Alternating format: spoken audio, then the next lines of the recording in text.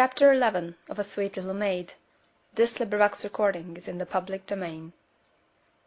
Little Maid by Amy Ella Blanchard. Chapter 11 An Uncle and a Wedding. Dimple was off betimes the next morning. Creeping quietly out of bed, she left Florence sound asleep. "Mamma!" she whispered, softly, as she opened her mamma's door. "What time is it? Has Uncle Heath come?" "It is 6:30," said her mamma, "and Uncle Heath will be here in half an hour." "May I put on my blue frock?" "Yes." Dimple slipped back, and was not long in dressing. Florence sleepily opened her eyes as Dimple was ready to leave the room. "Oh, Dimple, are you dressed?" she said, sitting up in bed. "Has the bell rung?" "No," said Dimple, "but Uncle Heath is coming, you know, and I want to meet him. Come down when you are ready." Florence, being wide awake by this time, concluded to get up, and Dimple ran downstairs, patting the baluster with one hand as she went. When she reached the lowest step, she was caught by a pair of arms, and found her face close to Uncle Heath's whiskers. "Oh, Uncle Heath!" she cried. "Do let me hug you. I am so glad to see you. I'm gladder than anybody." "I hope not," said her father from the doorway. "Yes, I am," said Dimple, as her uncle carried her into the parlor, and held her on his knee. "Uncle Heath, are you very happy?" "Indeed I am," said he, laughing, as did Dimple's papa and mamma. "Quite a home thrust," said her papa. "The reason I asked," she went on, playing with her uncle's watch chain, "is, that I heard papa say the other day, 'I am so glad for dear old Heath.'" "He has reason to be," responded her uncle. "Dimple, how should you like a new aunt and cousin?" "Oh, uncle! Is it Rock?" "Well, not Rock altogether," laughed he. "Rock's mother as well." "Please tell me, Uncle Heath." "So I will, little girl. Rock's mother is going to be your gray-headed uncle's wife. That makes Rock your cousin, doesn't it?" "Yes," said Dimple, cuddling up to him. "But you are not gray-headed, Uncle Heath, only gray-templed," she said, softly patting each side of his face. "She seems perfectly satisfied," said he, looking at his brother. "Perfectly," he answered. "You could not have pleased her better." "But, Uncle Heath," said Dimple, "I didn't know you knew Mrs. Hardy." "I knew her long time ago, when she wasn't Mrs. Hardy, but Dora West. Long ago," he repeated, gently stroking her hair. "Why didn't you marry her, then?" "I wanted to," said he, simply, "but I couldn't. Do you want to be bridesmaid, Dimple?" "Oh, uncle, could I?" "Yes, indeed, and Rock groomsman. We are such a young, frivolous couple we couldn't think of having a grown-up young lady for bridesmaid." Dimple laughed, and sat in supreme content on her uncle's knee till the breakfast bell rang. "Florence, I know all about it," she cried, as Florence came in, "and I am going to be bridesmaid, and I know why Uncle Heath is happy, and why Rock can be my cousin. Isn't it lovely?" Florence looked puzzled, but after a clearer explanation agreed with Dimple that it was perfectly lovely. Rock came over after breakfast with a message for Mrs. Dallas, and Dimple ran out to meet him, crying, "Oh, Rock, your papa is here, and you're going to be my cousin, really and truly. Did you know it?" "Yes, I knew," said he, "and I am real glad. Where is Mr. Dallas?" "My Uncle Heath or papa?" "Your Uncle Heath." "He has gone to see your mamma, I think. And oh, Rock, we are going to be bridesmaids, you and I. No, I mean I am going to be bridesmaid, and you groomsman." "Yes, and something else I know, too," said Rock. "While mamma goes on her wedding trip, I am to come here to stay." "Oh, Rock!" exclaimed Dimple, clapping her hands. "That will be lovely, too. How long?" "3 days, I think." "Won't we have good times?" laughed Dimple, dancing up and down. "Do come sit down and talk about it. Are you glad you are going to have my Uncle Heath for your papa?" "Yes, indeed," said Rock. "And are you going to live here?" "No, in Baltimore." "Oh, dear, that is all that spoils it." "Never mind," said Rock. "I shouldn't wonder if we were to come here summers, and I'll tell you, Dimple, Maybe your mother will let you come visit us next winter, and I will take you sleighing." That comforted Dimple somewhat. "Where is the wedding to be? I never thought to ask," said she. "At church, at 9:30 Thursday morning. Then we come back to your house to breakfast, and mamma and Mr. Dallas go away on the 12 o'clock train." "When you say Mr. Dallas, I think you mean my papa," said Dimple. "I wish you would call Uncle Heath papa." "But he isn't my papa yet." "Well, 3 days doesn't make much difference, and you need only say it to me." "Well, papa and mamma," said Rock, laughing, "will be back Sunday evening, and Monday we all go away." "Don't talk about that part of it. I don't want to think of it." Here Dimple's mamma called her, and she went upstairs. "Wait till I come back, Rock," she said as she went out. "I want to talk some more." "What do you want with me, mamma?" she asked as she entered her mamma's room. "I want to try on your bridesmaid's frock." "Oh, mamma, is that it?" she exclaimed as her mamma lifted a soft white mull from the bed. "Yes, and you are to wear a white hat and carry a basket of flowers. Isn't it odd that my little daughter should be bridesmaid for some one who was once her mamma's bridesmaid, and who used to play with her when she was a little girl?" Dimple laughed at the idea, as she put her arms through the armholes, and said, "It is all so funny, mamma, that I can't straighten it out at all. It is like a fairy tale, and oh, mamma, I look like a fairy in this frock. Isn't it lovely? I wish I might go down and show it to Rock and Florence." "Very well, you may. Only be very careful not to catch it on anything." "I will be, mamma," as she danced off to display her finery. "See, Rock, see, Florence, don't I look almost like a fairy?" she exclaimed, as she went to the library, when they both were sitting, each in a big chair. "Oh, you do look sweet," they said, and Dimple smiled and blushed at the praise, quite delighted with herself. But presently she looked at Florence a little gravely, and said, "Florence, I feel so selfish. Do you care very much that I am going to be bridesmaid and you not?" "No, indeed, for I am to be bridesmaid when my sister is married, anyhow, and I would so much rather see it all then to be right in it." So Dimple went up to take off her frock quite reassured. "Mamma, what are you going to wear? White too?" she asked. "No, gray, with pink roses, and Mrs. Hardy will wear pale lavender and white roses." "I thought brides always wore white." "Not always," answered her mamma. Long before 9:30 on the eventful morning Dimple stood ready, slippers, hat, and all, her basket of flowers tied with her white ribbons on the piano, and she felt very grand indeed when the carriage, with Rock in it, drove around for her. She had been up by daybreak, around to the church with flowers, upstairs to see what her bridesmaid toilet was all right, down into the kitchen to ask Sylvy for a peep at the wedding cake, which, black with fruit inside and white with frosting out, stood on the sideboard. Then there was the table to see, and little helpful things to do for her mamma, while she arranged it, flowers together, a great bowl of fresh roses in the center. Then it was such a delight, after she and Florence were dressed, to watch her mamma get ready, to see her dainty laces, and hold her flowers ready for her to pin on. At last the great moment really arrived, and she found herself stepping up the aisle with Rock, feeling a little embarrassment, though it was a very quiet wedding, only a few near friends being present. But she bore herself very bravely, holding her flower basket very tightly, and keeping time with her slippered feet to the wedding march. She did not dare even to look at Rock, but kept her eyes steadfastly cast down. She and Rock were the first to get back to the house, and when the new Mrs. Dallas reached there, Dimple rushed up to her and gave a frantic hug, calling her dear Aunt Dora, then as frantic a hug was bestowed upon her uncle.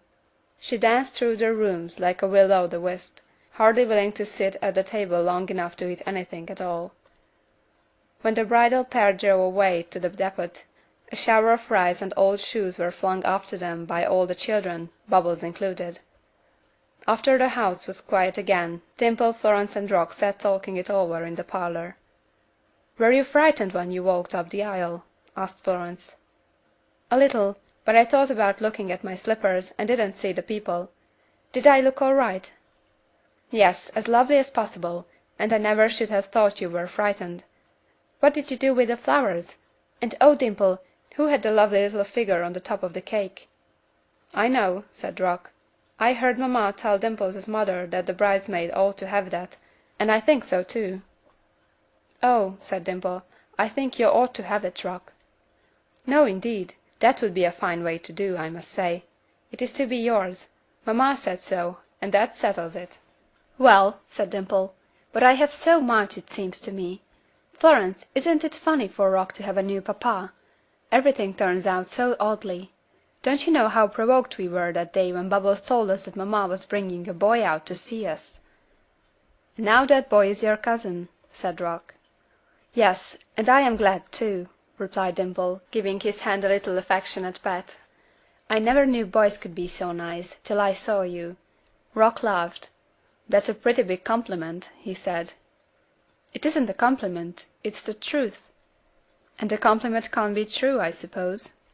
"Why, I don't know. Can it?" "Of course, though just flattering words aren't always the truth. I've heard ladies to come to see my mamma says, 'What a sweet child your little one is.'" Rock said it very affectedly, and the girls laughed. "And you know," Rock went on, "they didn't know a thing about me. They just said it to make mamma feel pleased, and that's what I call flattery." "Oh, yes, I think I see," said Dimple. The 3 days that followed were very merry ones for the children.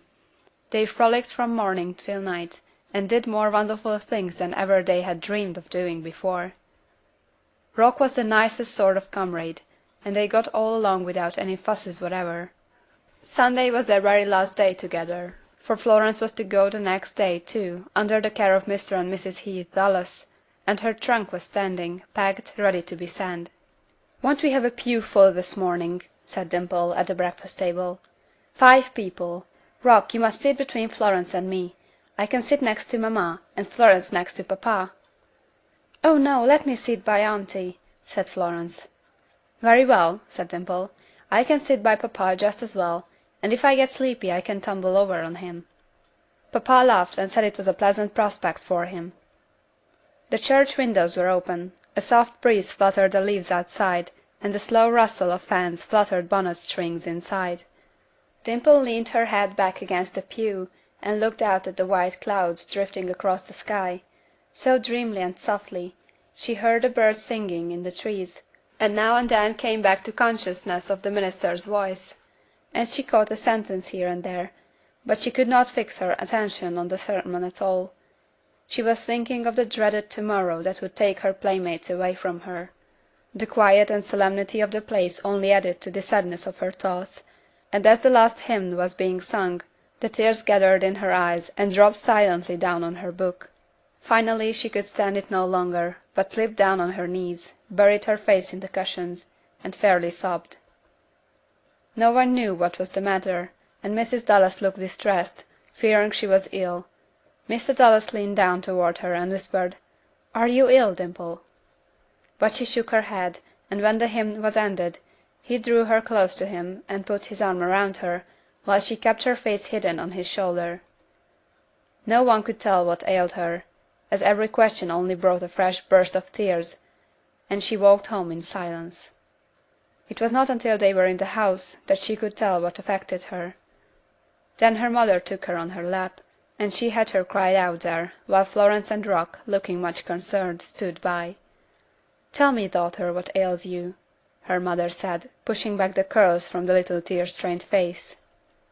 "It was so solemn, and I was thinking about everybody's going away to-morrow," she said between her sobs, "when they sang 'Where friend holds fellowship with friend, though sundered far,' and all that, and I couldn't stand it any longer," and the tears still rained down her face.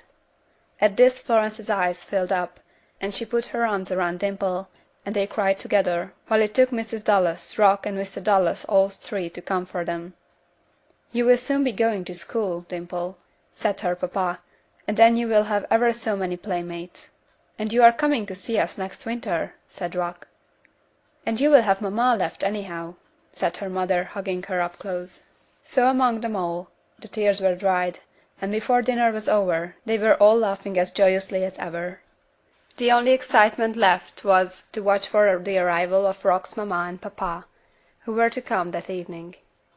In the meantime, while Rock and Florence were reading, Dimple heard Bubbles her Sunday lesson. She always taught her one of the hymns she had herself learned, and a Bible verse or two.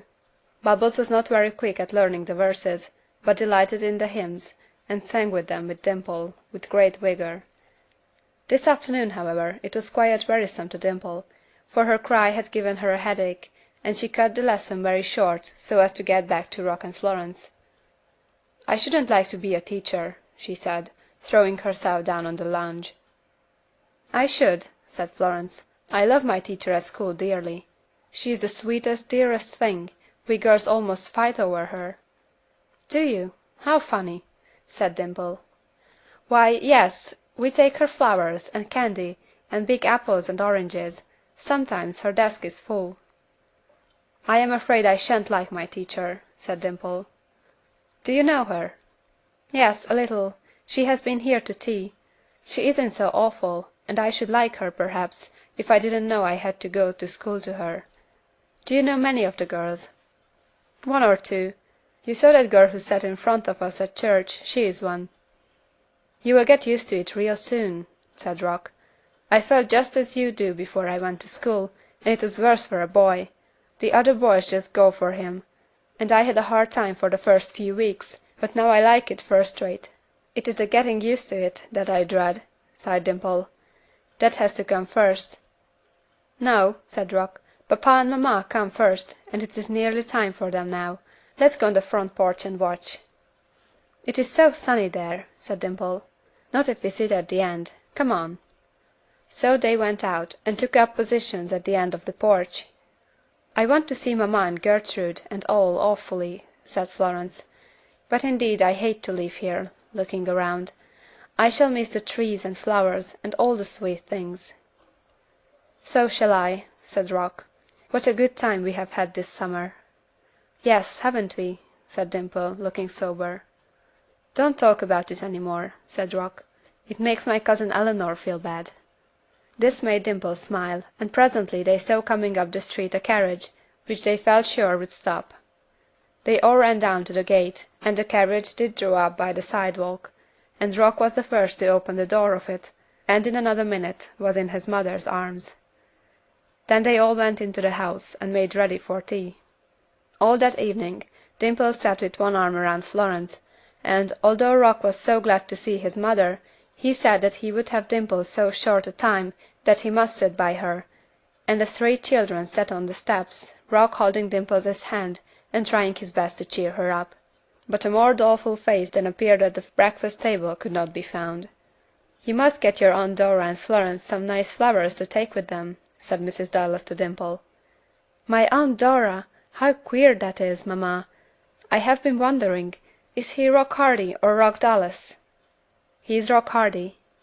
"I will never get it straight," she said, as she went to get the flowers. "Uncle Heath," she said, after she had laid the flowers in damp cotton and put them in boxes, "you may be very happy, but I am not, and I wish you'd leave Rock with me." He smiled as he looked down at her, and said, "I can't, dear, but you shall see him often.